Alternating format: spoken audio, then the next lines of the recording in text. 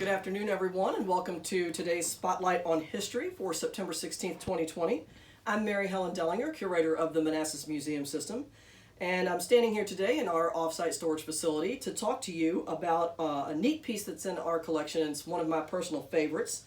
But before we get to that, as usual, I'm going to give you an obscure piece of trivia for why we're talking about this object today, and that is that on this date in 1925, the legendary musician B.B. King was born. So there's your little piece of trivia, and in honor of this auspicious occasion, I've pulled this really fantastic drum from our collection. Now, obviously, B.B. King was a guitar player. We don't have a guitar. I would show you that, but I wanted to share this drum with you today. So we actually have 5 drums in our collection. This particular piece is one of 2 that has a Civil War history attached to it. The other drum can be seen on exhibit in our main gallery at the museum anytime you'd like to visit. So this drum was made in 1844 by M.W. Stevens in Pittsfield, Massachusetts. Now you might wonder how I know that, and that's because the drum still has the manufacturing label on the inside. Now you can make it out by peering through the vent hole, which you can see right here in the front, but clearly we're not going to be able to do that today. It's very difficult to make out. So I went online and I printed out a label so you can kind of see what that looks like. This one is very similar to what's in our drum.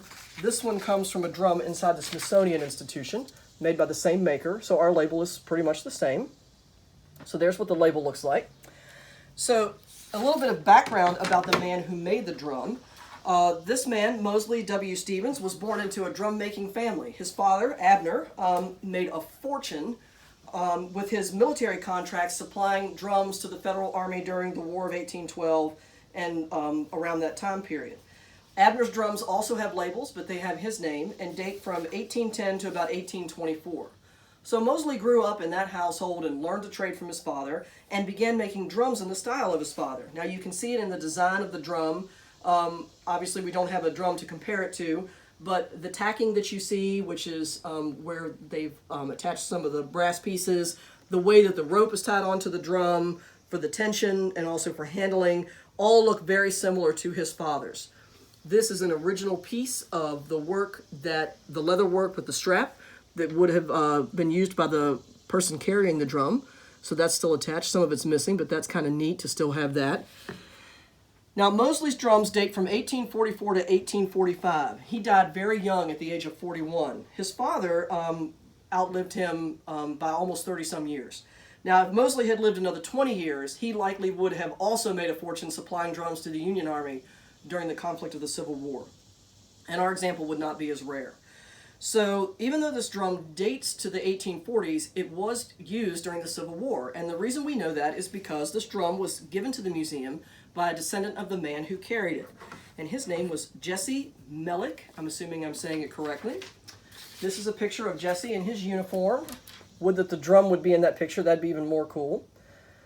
He was born on October 9th, 1838 in Ohio, and enlisted at the age of 16, right after the Battle of First Manassas, as a drummer with an Ohio regiment, and served with the 20th Ohio until July 1863 when he went out on a disability. And he carried this drum with him through the entire period of time that he was in the war, and apparently took it home with him because it descended down through the Melnick family.